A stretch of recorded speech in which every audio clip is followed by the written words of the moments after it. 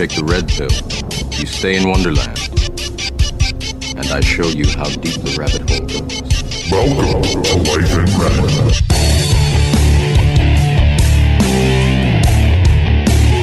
Episode 6, Life in Red podcast. What's up? My good friend Christopher Whan is here. Hello. Hi. How's it going, man? Thanks for coming on. Oh, no worries.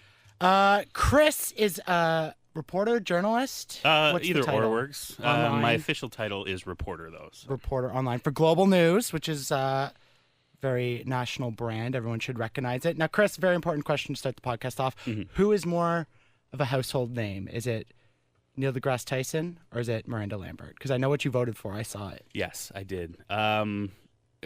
I voted for Miranda Lambert. I'm a bit of I like country music a little bit, and I like Miranda Lambert, Amanda Lamb or whatever they call her. Neil deGrasse Tyson's okay. He could be a bit pretentious though, but yeah, he was on Rogan the other day, and that was a lot of people. Everyone was calling him pompous. I was like, I think he's just so smart. He doesn't get the social cues. Like, he's that's just like, definitely it for sure. Like he's like all in there, being like, oh, particles this, like, and like people are, and like he doesn't know how to handle it. Yeah. I mean, I notice he calls a lot of people out on Twitter and stuff for like certain, like if someone makes a colloquialism on Twitter, he'll be like, actually, the scientific reason behind that. It's like, oh, come on, just let people talk. He was talking about how everybody, like he would tweet like a fact, like about like a movie, like there was Gravity or Interstellar. Yeah. And he would tweet out the actual facts. It's Yeah. like, come on, man, it's just a movie.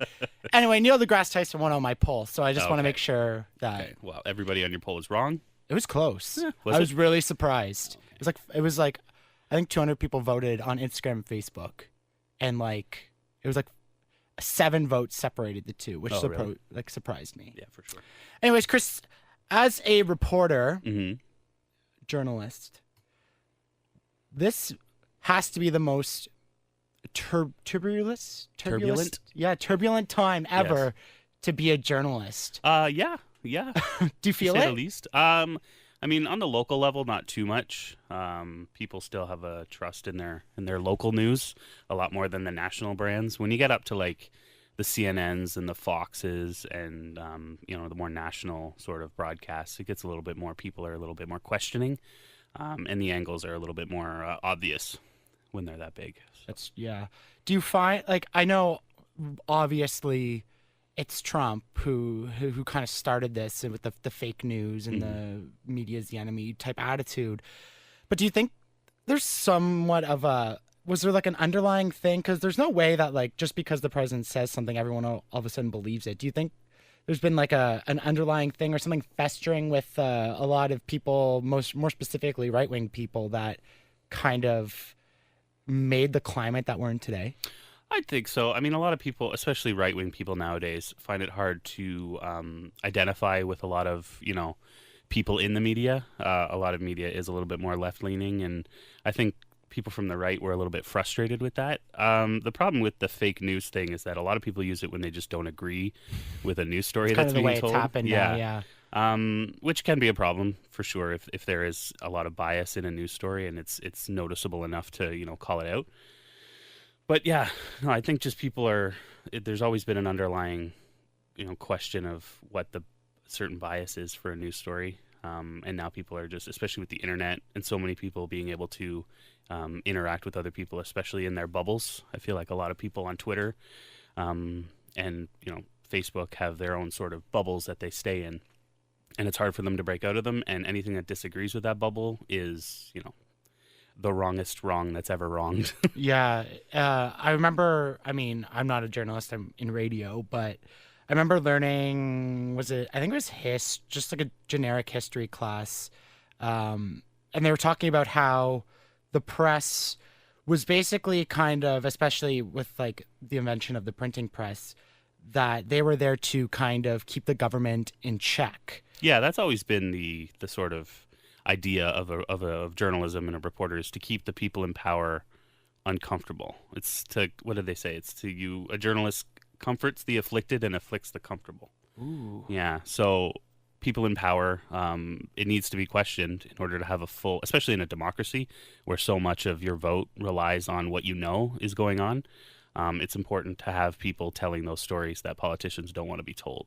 Yes. or don't want told. So when you see like I think Jim Acosta is the big one in the United States for CNN that I think I don't know if he's officially banned from like press briefings or he just got kicked out of like certain areas. Anyways, as a journalist yourself, what do you make of like a government official kind of like blocking like a certain person or news network away from, questioning their policies or their decision-making process? Like, does that worry you at all? It does a little bit. There are always going to be people like it sort of has a Streisand effect a little bit though.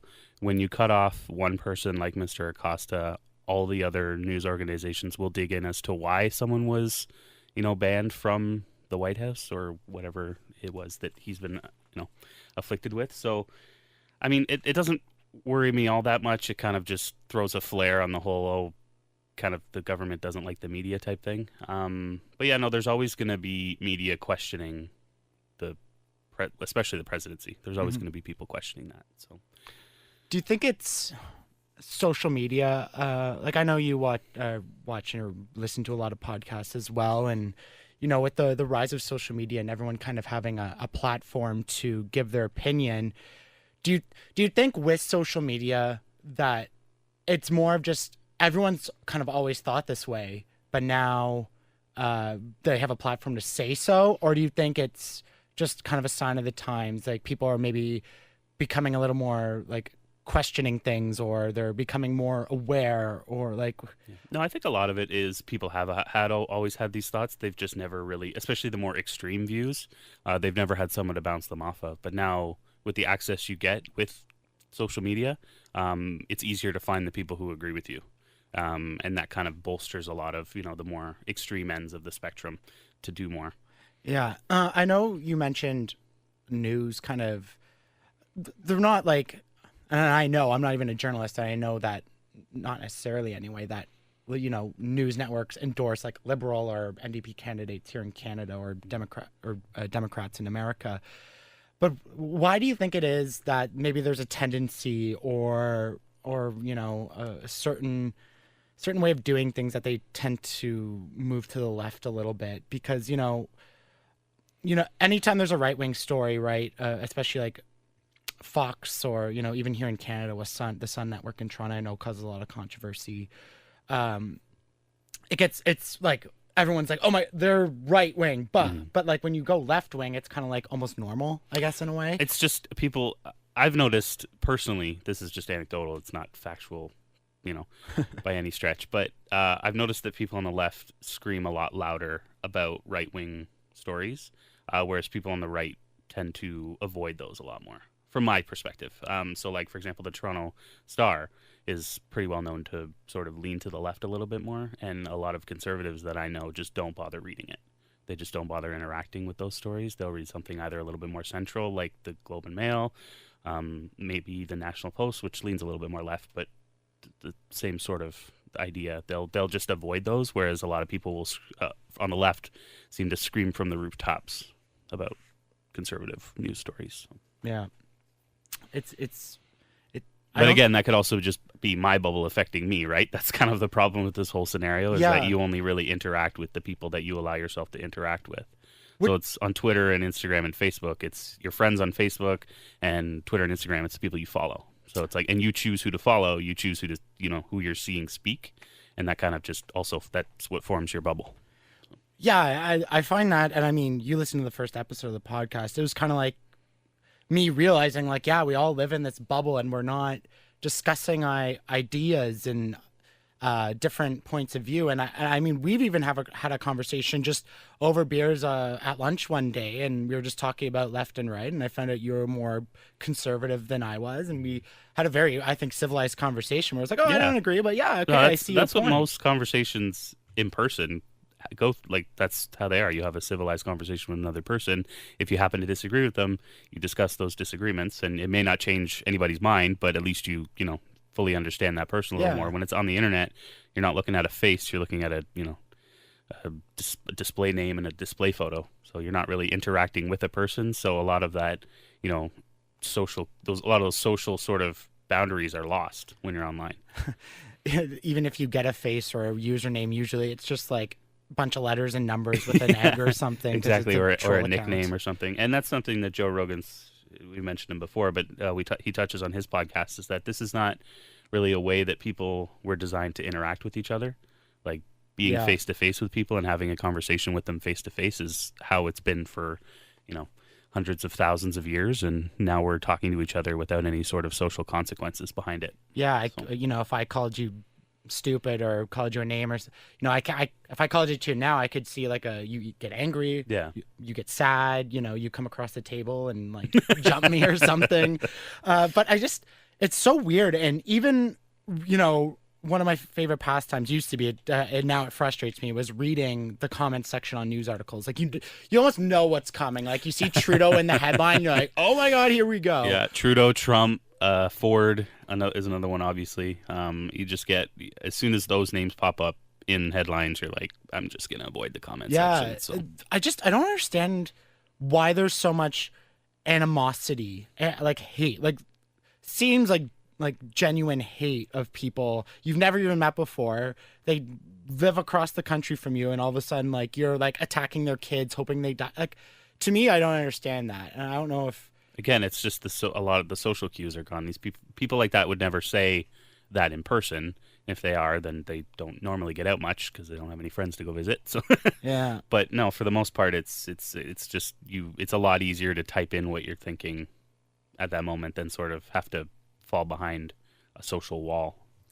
Do you think in the future there's going to be like, I don't know, like some way that you're held more accountable for what you say? Now, I'm a big proponent of free speech, and that's come as I've gotten older and a little more mature. And I feel the right that everyone can have their opinion on a certain subject. I'm okay with that. But one of the things I learned out in university, which, university, whatever, I hold it as true, and I think it's true. I don't have 100% fact, but was that a right is only a right until you infringe on somebody else's rights. So that's why we don't condone things like hate speech or discriminatory behavior or anything like that.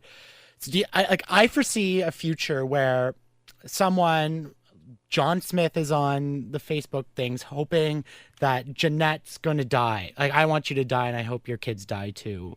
Do you think there's going to be a time where employers or law maybe holds those people accountable? I think so. I mean, it's tough. Especially on Global News, at least, our comment section is tied to your Facebook profile. Yeah, exactly. So it takes away a little degree of anonymity, but you could always create an anonymous Facebook profile. But, for the most part, making people sign up with their social profiles makes it a lot easier to tell who's who. When you get to websites like Reddit, God. yeah, Reddit's a tough one. Anything that allows you to comment anonymously, that's when you get people, able to say whatever they want to say. And everybody does have a right to say what they're thinking. Obviously, besides any hate speech and like you mentioned before, but you're not free from the consequences of what you say. So yes, you can say, I hate this person's stupid. But that's gonna, and people have said obviously far worse things on the internet. I'll keep it PG today. I mean, we can swear on the podcast. It's fine. But you're right. Like there's obscene things that people say. I'm like, what in your life? Like, how can someone be so angry to say something like that? So. That's what do you like?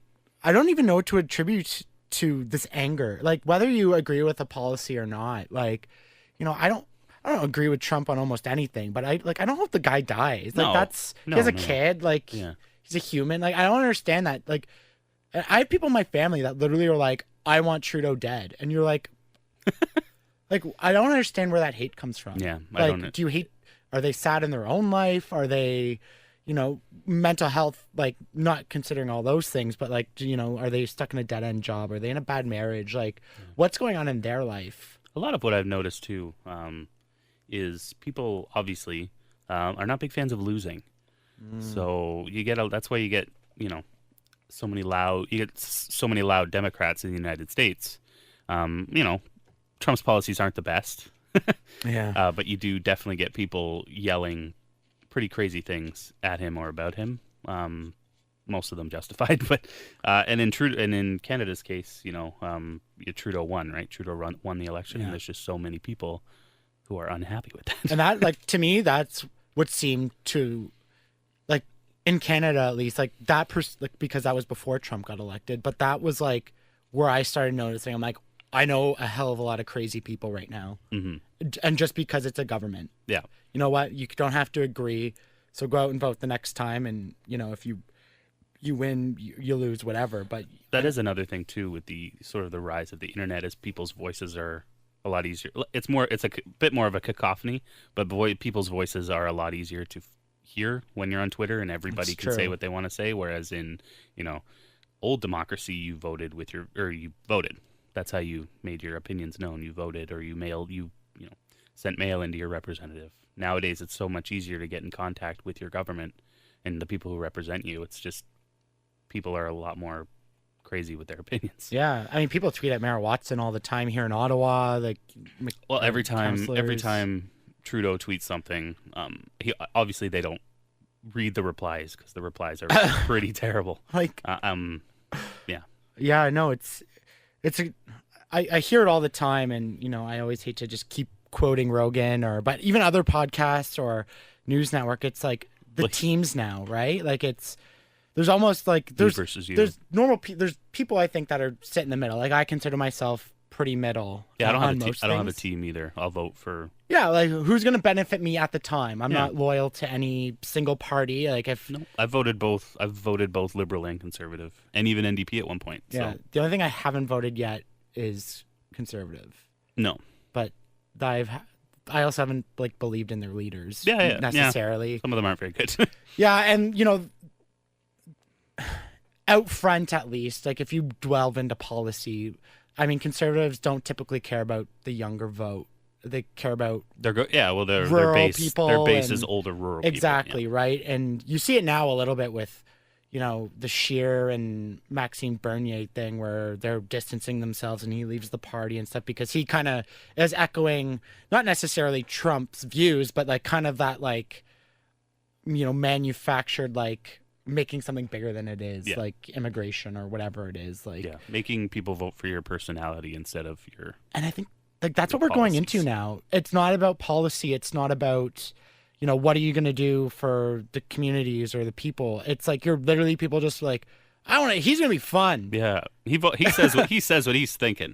Yeah. And to be honest, when I was younger and Doug Ford in Toronto was the mayor, I kind of thought the same thing. I'm like, this guy's a straight shooter. I don't agree with him, but I love that he just says like it is. But now I'm like, that's fine for the crazy guy who works at the corner store or whatever. He says what he likes. I like him. Or my 65-year-old mother-in-law. Exactly, just doesn't right? even care anymore. She's retired. Who cares what I have to say? But so I'll just say whatever I want to. Leading a country now, I'm kind of like, I kind of want you to just play it safe and say the right things. I don't want you going over to Saudi Arabia or North Korea or Russia being like, let's go, bro. Take off your shirts and let's tussle or something. Well, people are a little bit. They don't really, especially nowadays, if you're scrutinizing a lot of what people say, they automatically think you're attacking them.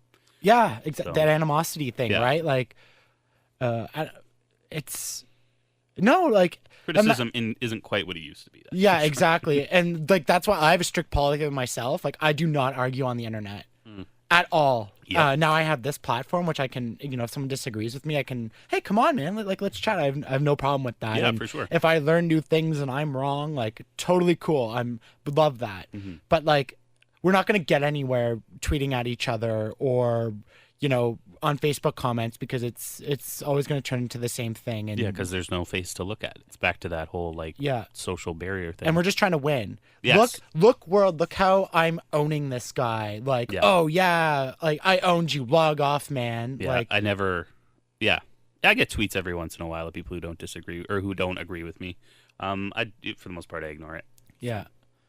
Now, as a reporter, as a journalist, for a major news network here in Canada, I know, we've been talking about, there's a lot of kind of scrutiny and challenging of what you and your team are writing or putting out there, whether it's even fact or not. That's a whole other thing. Well, it's always fact. We always base. We never say we never lie And yeah, exactly. And for the most part, like, because you can get sued for lying, and I don't Yeah. have enough money to get sued. So.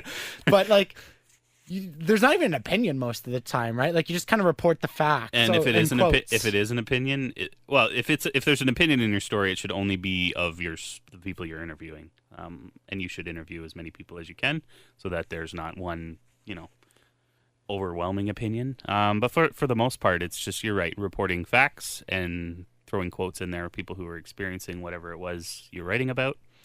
Yeah, I think a lot of people often get confused too on the difference between an actual news piece and like an editorial Yes. or an opinion or a commentary piece. And that usually is right in the headline. It's like commentary.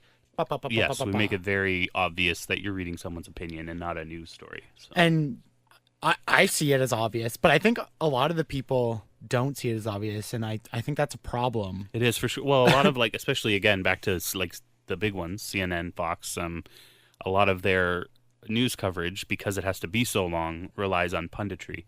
And punditry is a lot of people giving their opinions. Right. They one have way or the guests other. on or Yeah, panelists. people and- who are professionals in the Yeah. field, right? People who have the most exposure. So you'll have like someone who's represented the Democratic Party, someone who's represented the Republican Party, someone who's worked in that field, and it's them sort of giving their opinion on the current events. And a lot of punditry is based around what side you land on and what opinion you have. So. Yeah. Do you think that's because of the age, I guess, we live in with news, where kind of everything has to almost be immediate? Like, something happens, it has to be, or 24/7 news channels. I think a lot of it, yeah, 24/7 like, just kind of news stretching channels out the programming or something. It It's is like, for sure, because like when you get like someone who is the hairdresser of the cousin of the executive assistant of Donald Trump's assistant, it's like you're digging for as much as you can to fill as much time as you can. yeah. And that's definitely a problem. And you're just looking for as much to talk about and as many people to give their opinion as possible.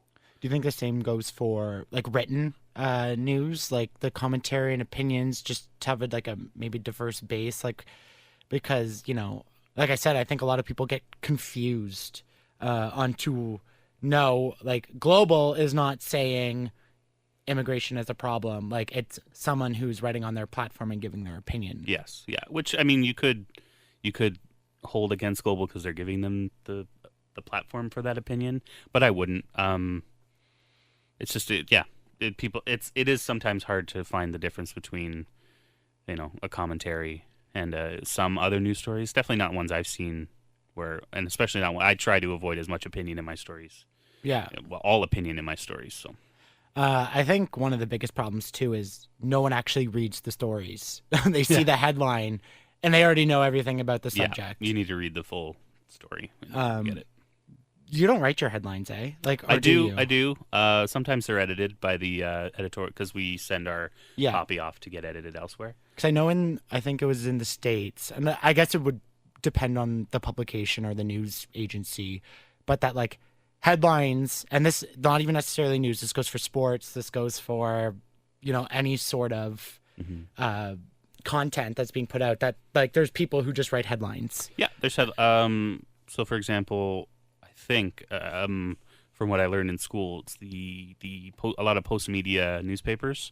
They have a central layout center where they send all their copy to, and then they lay out all the newspapers in one area. And they'll write. Don't quote me on that, although you are recording me. So, but no, I'm pretty sure that's the case, and they write the headlines. So. Yeah, I don't know like if that's a problem for me either. Just thinking about it like openly, that I would want the journalist to best describe their piece of work because they know the story. I would have to assume that they give some sort of like headline suggestion. But obviously you need to make it, if it's print, especially in print. I used to work in print, but especially in print, you need it to fit. So if you give a headline suggestion and you're like, oh, that doesn't work on this piece of paper, let's just, tweak it a little bit so it fits better. When you're writing a story, for anything, it could be, cat got stuck in a tree or to a more serious thing. What to you, or like a journal, like what are the most important things that you want to hit on or you want to get across when you're putting out a story? Yeah. So we were taught in J school sort of the elements of what's newsworthy. So like eminence and prominence. Does this public safety stuff like that? Is this all? So what I start with is is this something that the public should know about? For the most part, yes, the public should always know about everything. That's why I'm here.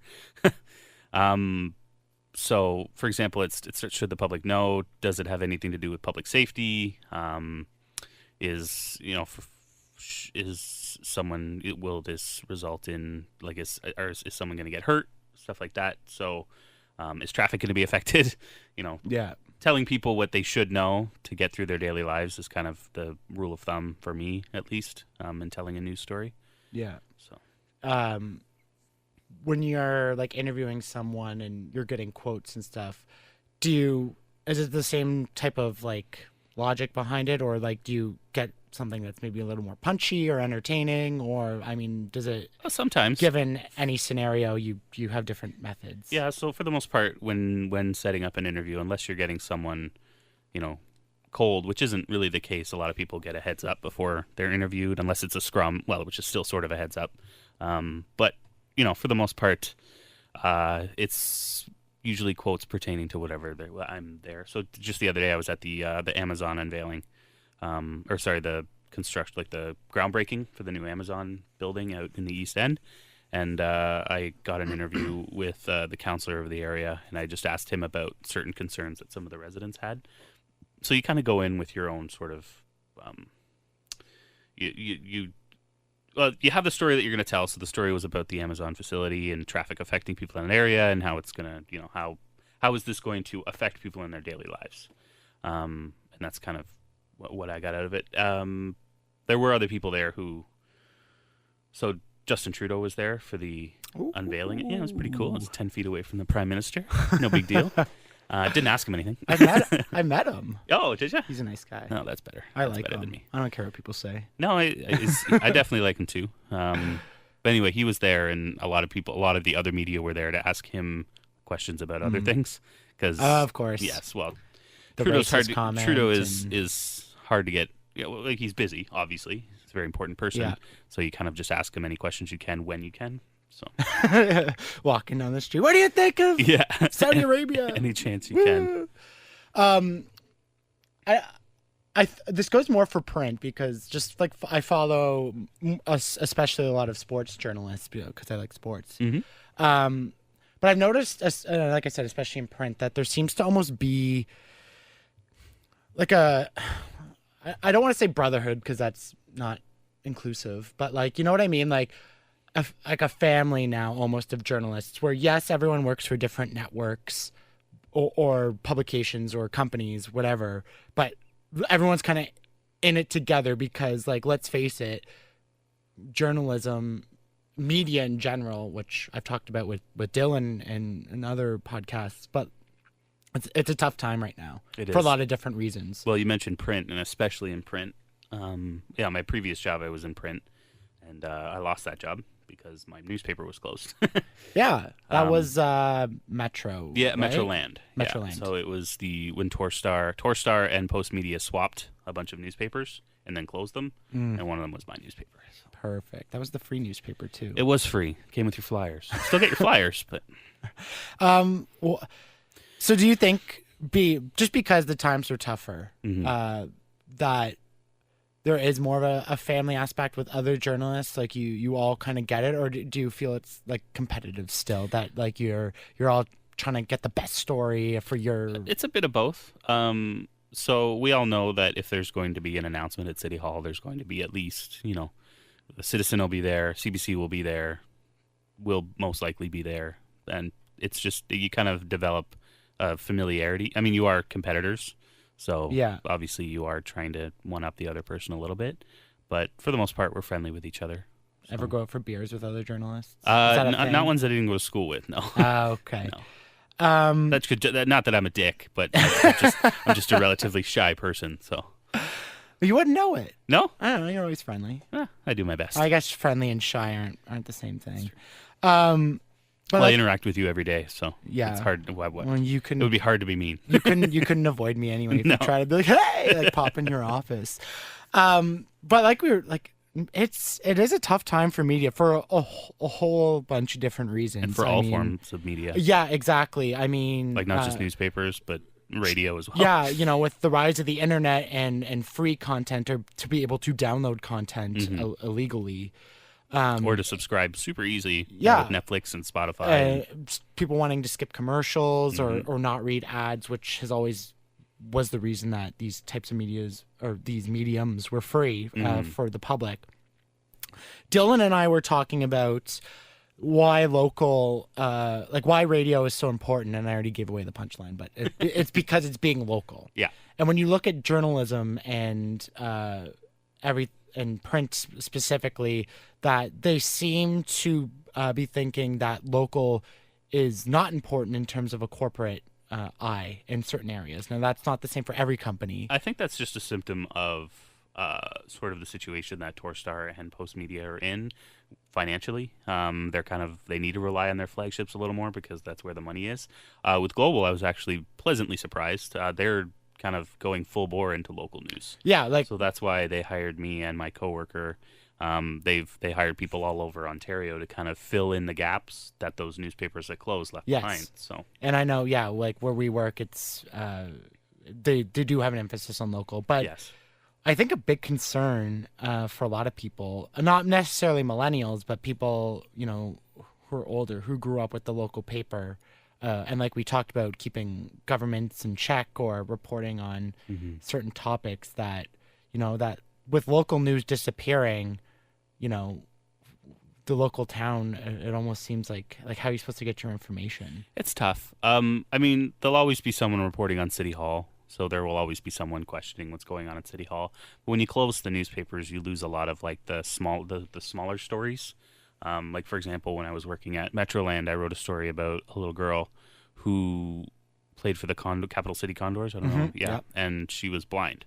She was like one of their first blind players ever. And I got to meet her, and I went to her family's house and, spoke with her family and how important hockey is with them. But those stories are a little bit tougher to tell because you're not so hyper local anymore. Yeah. So a lot of stories like that, and I wrote a lot of stories about church bazaars and any sort of classics. Yeah, but they were for a local newspaper, super hyper local, like the Nepean Barhaven News was. Those are important things to tell, right? Yeah. What do you think about though smaller towns? So I'm from a town called Carleton Place, which was when I was growing up. There was like 5,000 people. It's bigger now, but like small towns like that where people live there, but the community paper is not there anymore. Like, do you feel as a journalist that is a detriment to the community, to the small towns? If there's no news, like if there's no local news, I'm pretty sure like we don't have one anymore. Yeah, that's definitely a problem. There should be someone looking into what's going on. Well, you've heard about this stuff from my hometown, I'm sure, and then it was a Carleton little Place. bit with the mayor. Oh, yeah. I met the mayor. He's a nice guy. Yeah, I used to pump his gas. He was a totally nice guy. But like, that's why when I heard the story, it's like for counselors and him getting in like fist fights and like pushing and shoving. I'm like, whoa. Well, one of my old someone I knew before is a counselor in Carleton Place. So, but I didn't really hear many I bet I stories pumped about their it. gas too. That used to be my four-way before this big podcast. Yeah, let's talk about that a little bit. Where'd you start in radio? Where did I start? I started in Renfrew. Okay. Look at that. The tables have turned. No, I started in Renfrew. Yeah. For a station called My FM. Okay. It was right out of school, and Where'd you go to school? Belleville. I went to Loyalist originally, so I took radio. Nice. Now Obviously. I'm here. But no, so right out of school, I got an interview, and I was in like a sales practicum, so I'm specializing in marketing and sales, and I went up and chatted with the sales manager and some of the team there, and they're like, "What's your biggest weakness?" I'm like, I hate that question so I know, much in right? I'm interviews. like, well, to be honest, like I don't like the phone. Like I massive anxiety about the phone. Not very good at it. I'd rather just go talk to them in person. I can do that, no problem. Yeah. But yeah, I don't want to call people. For sure. I hate that. I know that's part of business, so I'm willing to try to get over that. Yeah. But I hate it. That's my weakness. Yeah. Like, My weakness is podcasts. I'm terrible. No. You sound great. So anyway, so a month went by and there's like, look, don't have anything for you, but we liked you. So we want to hire you to do this special project. And we'll kind of see how it goes and we'll play it by ear. And what that project was basically doing telemarketing for the radio station. Oh, that's great. So I would call businesses in Ottawa, and there's a special program or whatever, and try like cold call businesses and. Yeah, exactly, and be like, we have this program. That sounds so awkward. Yeah, you give you give us gift cards, and we will advertise your business, sell them at half price. So that's how they're going to make their revenue, and then we're going to send people to your establishment. So as a person who didn't even like calling his mom or grandma on the phone, I was now put into the position where I was calling prominent business owners and asking for money. For free things. Hi! And I'd be like, I'm from, my FM.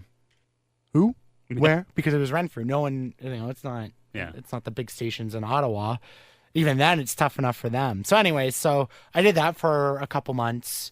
And it was okay, but I can admit it was not very successful. I would puke every single day before I would hop into my office to start calling people. Yeah, I can believe that. I used to play football in high school, and I used to do the same thing before every game. Yeah, like it was bad. Mm-hmm. And I was going through some stuff too. So anyways, it didn't really work out, and I was doing some street team stuff, so the marketing on site, and they eventually stopped calling, and I was kind of like, I don't really care anymore, so I'm just not going to call them. And one day I just got a record of employment in the mail. I'm like, okay. So it's funny enough. I was like, I'm done with radio. I'm not gonna go into it. It's gotta be pretty disheartening with your first job, exactly. And I was young, I thought I was young, old and mature, and like I do now. But I was like, I was 19. No, I was 20. I was 20. So anyways, I took a year off, and I was working at the gas station, and decided I was going to go to university. So I enrolled at Carleton here, and was going to go for communications. So I was doing that, and I met a lady while I was pumping gas. I met her mom, told her about, we were just talking and shooting the shit, and I was like, oh, I'm in radio. I took radio, and I'm still interested. She's like, my daughter's in radio. I'm like, oh, like, is she on the air? And she was in sales. So anyways, she's like, here, I'm going to bring her in next time. When are you working? And we'll talk. And so anyways, she gave me her card, and she set me up with an interview here. Oh, wow. When it was the stations before. And, went for an interview, and was, a couple weeks went by, and they're like, again, we don't have anything for you, but do you want to work for free? Looking for an intern. Oh, jeez. So I just interned for free. For 3 months, basically doing everything, like office work, street team stuff, just for experience and whatever. And they hired me on, and then I've been here ever since. So I'm going on 5 years next month. That's awesome. So yeah, been around, seen a lot, and that's so. how I know radio and media in general is very tumultuous. That's the word I was looking for. Say it again. Tumultuous. Yes, it's very tumultuous. I've seen a lot of changes, a lot of great people lose their jobs, and format change. It's been a whirlwind, and I know the feeling. Yeah, I feel like a grizzled vet. Yeah. I think anyone in media, as soon as you've been here for a year, you're like, seen some things, man. Well, I was laid off 2 jobs in the same year. So. Wow. Yeah, that was fun. So my first job in media, I was doing, it was print media, and I was not designing, they were pre-designed, but I was laying out TV guides for print. Ooh. Yeah, for print publications across North America, mostly in the United States. So a lot of it was, just using InDesign and laying out those TV books that people get, telling you what's on TV. So that was fun. They still make those, sorry to interrupt. They do, yeah. God less bless. And less as why I was laid off. Yeah. Less and less people are interested in that when you can just literally hit the guide button on your remote control. Ooh. But so I got laid off there. Just lack of work. There weren't enough books to be made. And about a week later, I was hired at Metroland. I had an interview. It was funny because I took the Monday off for my interview at Metroland, and then I came in Tuesday, and that's when they laid me off from the TV guide job I had. So that was funny. A week later, I got the job at Metroland, worked there for 8 months, and then... So you weren't even there that long. No. Then it closed, that was a weird day. So the morning, there was this was when Patrick Brown was still running for leader. Right. And that morning, he was here in Ottawa, and I was going to cover that. So I went there, and I was just waiting for him to show up, and I got a message from a professor at Algonquin. She messaged me, and she's like, "Hey, I saw the press release from Torstar. I hope you guys are okay." And I was like, "I hope I'm okay." So I checked my phone. I checked the press release because we got it in the mail too, but I had gotten it earlier and didn't really pay attention to it. So I read it. And yeah, they had swapped the papers. They didn't say anything about closing them, but on my way back to the office, I had just left. I was like, I can't cover this. I need to go figure out what's going on. So I went back to the office, and on my way back to the office, I was listening to the radio, and the radio announcer on the station I was listening to said that they had planned to close all of the newspapers in Ottawa. So.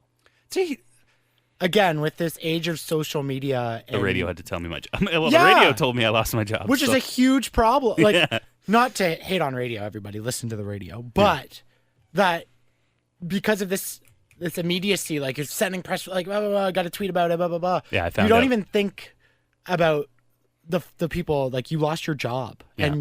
And I knew before I got to the office when they told me I lost my job. Hey, you got something? Yeah, I know what you're here for. And you hear that about like NHL players like being traded. Like the insiders know before they do. Yeah. Like it's tough, right? Well, that's part and parcel with their job. This is just a sad side effect, and I guess it was just from what I've read about it afterwards. It was a deal that was kind of made quickly, so not a lot of people with inside knowledge even knew. Yeah. So.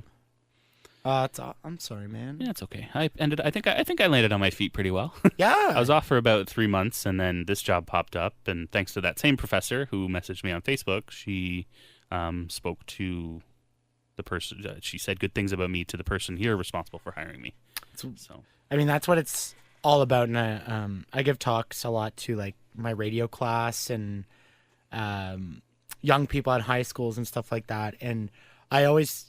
It's pretty cliche when you actually start being an adult, but like to young people, they don't understand that it's when you know someone and they have a very, like, they know people and they have a high opinion of you, that goes way farther than being valedictorian or being president of the Glee Club. Like, it's all about almost who you know to get the jobs nowadays. Sometimes nowadays, yeah. I mean, it can definitely go to that piece of paper that you got, for spending 4 years and a lot of money. Yeah. But for the most part, yeah, it's a lot about who you know, and I just happen to know the right person. Well, she had posted on the jobs on her Twitter account, and I went to it, and I was like, well, I could apply for this. This seems perfect. Yeah. It's literally just replacing the job that I just lost. So. One of my favorite things about journalists, and this is a very general statement because I don't know a lot, but when I was going to school, communications was pretty tight with journalism. Like we had some crossover and stuff. But a lot of the people who graduated from journalism now have jobs as young people, which one is amazing. Two, a lot of them are women, which is even more amazing. But third is I have never really seen like the passion, the enthusiasm for what they do, for the work that they put into a story, to like a case, or to something that they're following or covering, or a lead, like full tilt, like your whole life, like it's like, bam, I'm going for journalism. And I don't know if that's like just a trick of the craft, or it's just a certain type of person that is a reporter or a journalist. I think a lot of young people know how difficult it is to get and keep a job in journalism. Yeah. Especially nowadays because it is so volatile. It's it's tough to hold on to that job. So you're gonna put your nose to that grindstone as best as you can.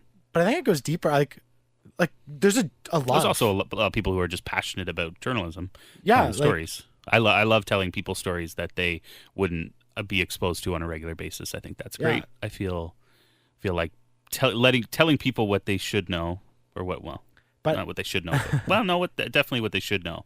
Is As a journalist, do you or have and knowledge you of. associate with other journalists? Do you is like that a pretty common thing? Like people just they love.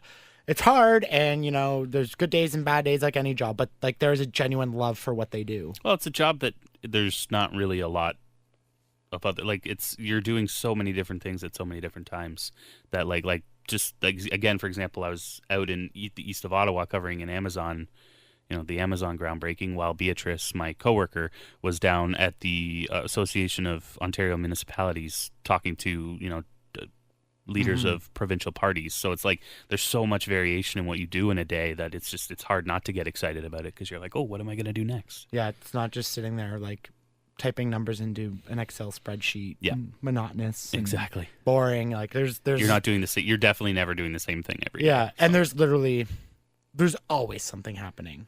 Always. Like, There's always news to tell. Yes. Yeah, there's some bigger than others, but there's never a shortage of things you can talk about or write about. One thing I wanted to definitely touch on you with is, like we were talking about earlier, it's a tough time to be a journalism, not only for the industry, but for the climate that we're in. What are some of the key things that journalists, like, what you hear, like the integrity or like the journalistic standard, like what are some of the things that you guys, I shouldn't say guys, you folks, you people in journalism, journalists hold dearly to their hearts, or that, that are guidelines, or like the Bible of journalism? Like, what are some of those things that, that's so critical or key that you all do? Yeah. Question everything. This is definitely a job that is beneficial for curious people. Don't be afraid to, you need to dig in for your stories. A lot of the stories, especially if you're working in politics, digging is a huge part of it. Always tell the truth. Never get skewed by, what other people are trying to tell you. The truth is the most important part of what we do. And it's our job to find it. So yeah, just be truthful, and just be prepared to dig are the biggest things. That's it, eh? Well, there's This is a definitely key. more to it. You need to be personable. So you need to be able to You gotta interview get people people. to like you. Yes. Well, not so much like you. That's what I like about this job. I worked in customer service for a long time, and it helps. You have to be nice to people in customer service. That's just the job. Whereas this is, you don't necessarily have to be nice to everybody. So it's beneficial, and you definitely should try at every chance you get to be nice to people, but there's no requirement to it. So. What's like the dream? Is it just reporting, or do you have like a dream? higher plateau that you'd like to reach in Well, your I journalism actually career? I never wanted to be a journalist.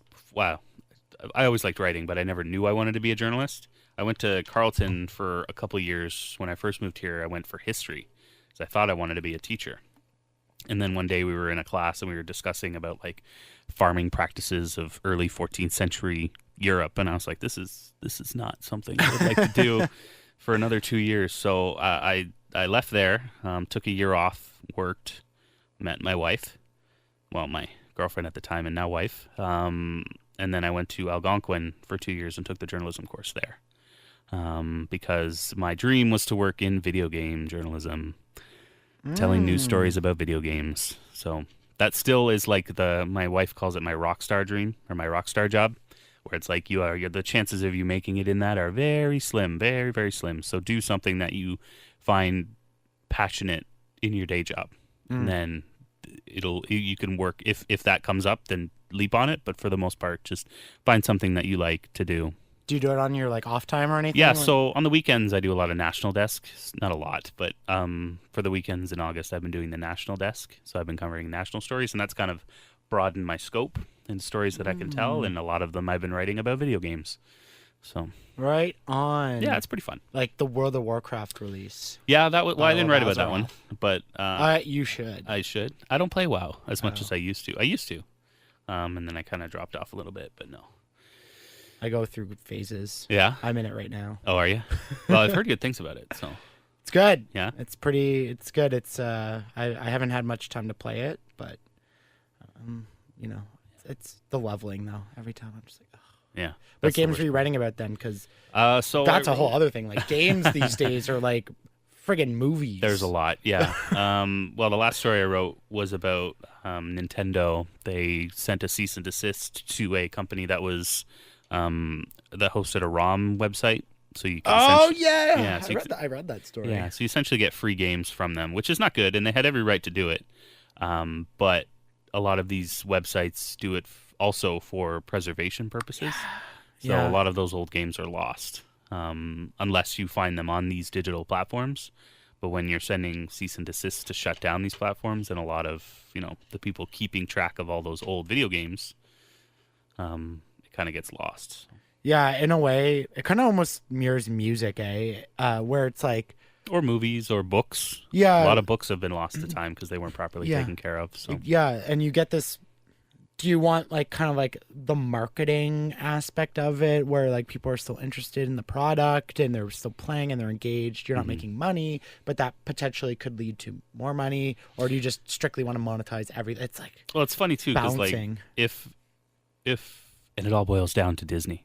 But if Disney hadn't have been, so they've been going through court cases for the last like 30, 40 years over public domain because they didn't want the mouse to be public domain, because technically the old rules, Mickey Mouse would be public domain right now. So anybody could use Mickey Mouse. If they wanted to. Like happy birthday type stuff. Yeah, right? happy birthday type stuff. After a Yeah, certain so time. the rules have changed, obviously, because they've been fought against. So under the same old rules that would have made Mickey Mouse public domain, a lot of the games that Nintendo are upset about, they would also be public domain now. Oh, So- because Nintendo had some.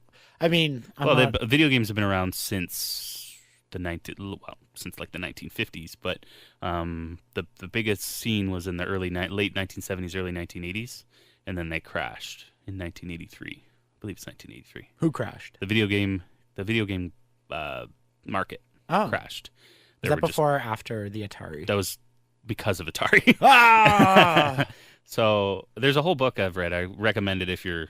I mean, it's kind of dry if you don't like video games or give it a history. plug. But it's Console Wars. Console Wars. Yes, I forget the artist's name, but the writer's name.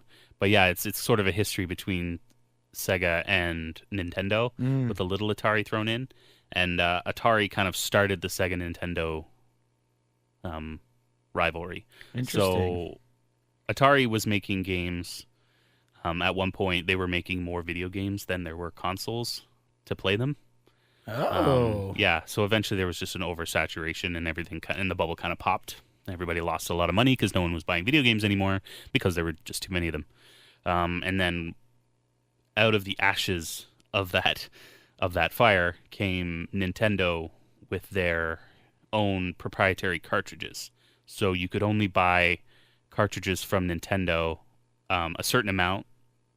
And you had to buy them directly from Nintendo. You couldn't buy them from third-party people. It was sort of, I don't know if you notice, I don't know if they do it anymore. I don't think they do it anymore. But Nintendo had this sort of Nintendo seal of approval on a lot of their older games. It's like a gold star with the name with Nintendo logo right in the middle. If you look at an old cartridge, you'd notice it. Back. You would definitely notice it. But those came with all their games because you could only buy the cartridges from Nintendo.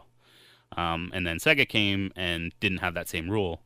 And so it kind of brought that war up until, obviously, a lot of people know what Nintendo is, and not a lot of people play Segas anymore. So Yeah, that's true. I had a Sega when I was a kid, and that was the best. I still have a Genesis at home. Oh yeah, that's what I Yeah, had. yeah. There's a Batman game I used to play, and I used to play it all the time, and I could never get past the first level. Those Probably, older games are hard. yeah, like probably primarily because I was a little kid and I thought I was doing well, but I was just probably running backwards or something. Yeah. I try and play as many classic games as I can. N64 was the bomb It for was me. Because it didn't age well, but it was definitely good. Man, I would still like Yeah. Mario Kart, Super Yeah. Smash Brothers. I'll usually go. GoldenEye. I'll go out with my wife every once in a while. We'll go to like a video. Like there's a place on downtown. I think it's Queen Street.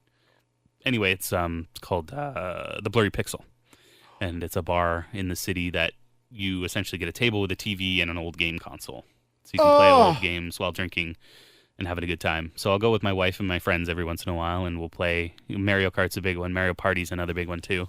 Yes. They need to sponsor this podcast. Yeah. That's I'm going to go down and I'm going to upsell them because I've never even heard of that. Yeah. Why are they not advertising? I don't know. Blurry Pixels, it's a bit of a niche bar. Like you go and a lot of times there's like esports on the TV, and so it's definitely a gamer's bar. But I mean, everybody's welcome, obviously. And if you want to play old games, definitely go. And they also have newer consoles, so you're not just stuck playing old games. You can That play is newer my ones new as well. date spot. Definitely. Like The Blurry Pixel. Yeah, I'm going to be like, I know this place. It's a secret. Not a lot of people know, but I know, and we're going to go and have a great... Oh, my God, this is so amazing. Yeah, I found a friend of mine had his bachelor party there, and I was invited to that, so that was a lot of fun. Yeah. Do that and then go to the Rippers. You could. Yeah, you definitely could.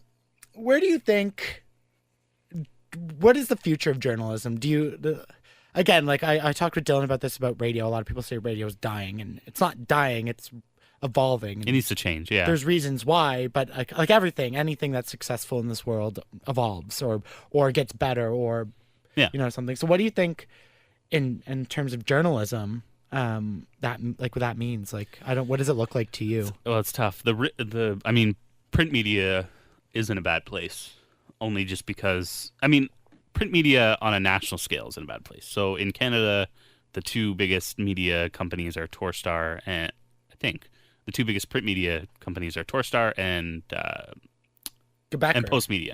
What about Quebec? Oh no, Quebec doesn't. Oh, they sold exist it anymore. right to somebody. They sold it to Postmedia, which is why the Sun and the Citizen are owned by the same people. Gotcha. Okay.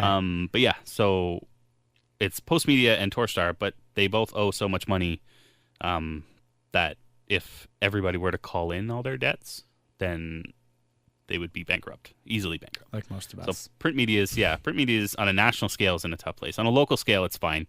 There are some local papers here that do a really good job, and they kind of filled in the void of some of the neighborhoods that lost papers. So there's still a couple hyper-local papers in the city that are, as far as I know, doing pretty well, which is a good because that's definitely one of the best places for a new journalist to start is in the local scene and to work your way up from there.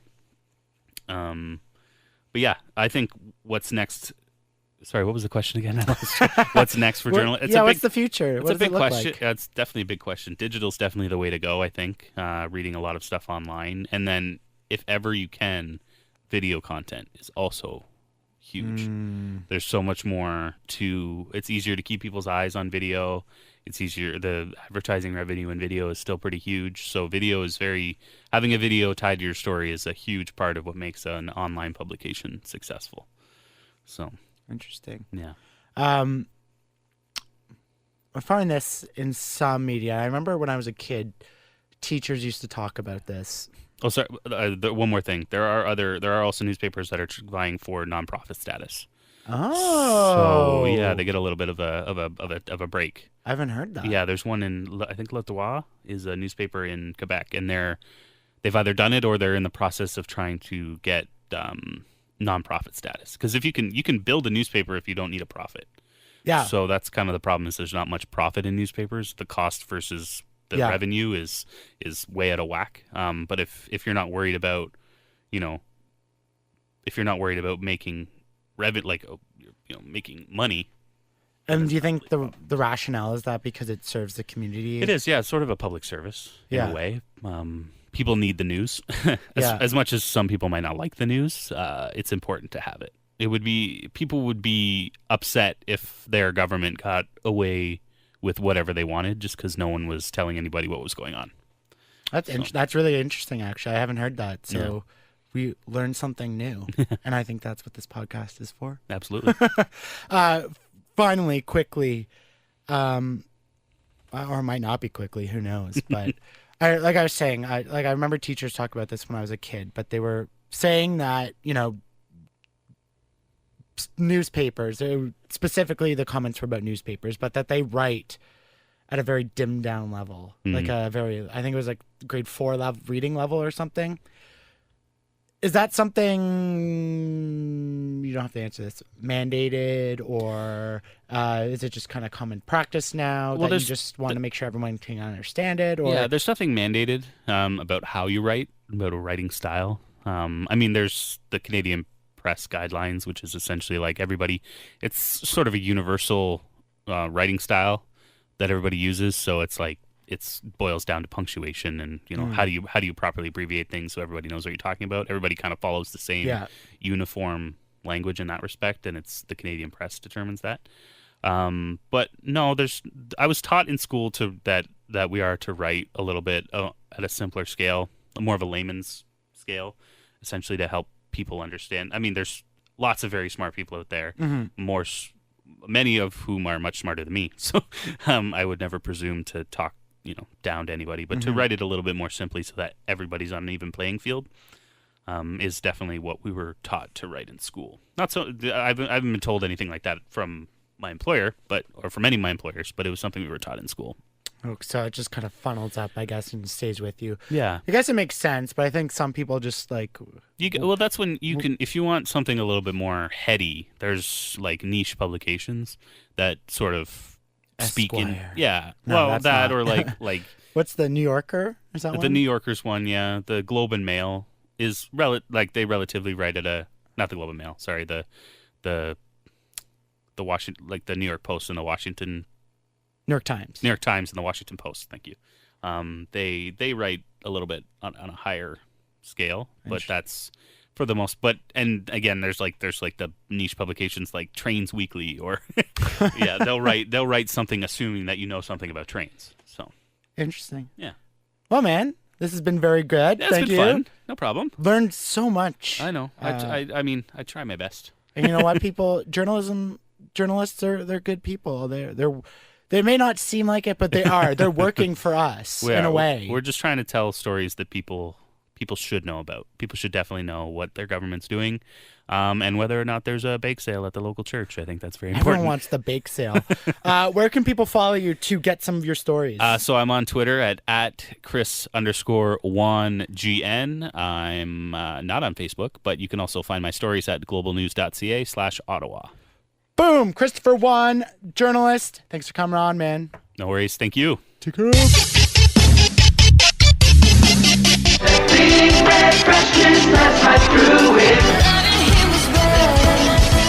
take the red pill, you stay in Wonderland, and I show you how deep the rabbit hole goes. Deep the rabbit hole goes. Deep the rabbit hole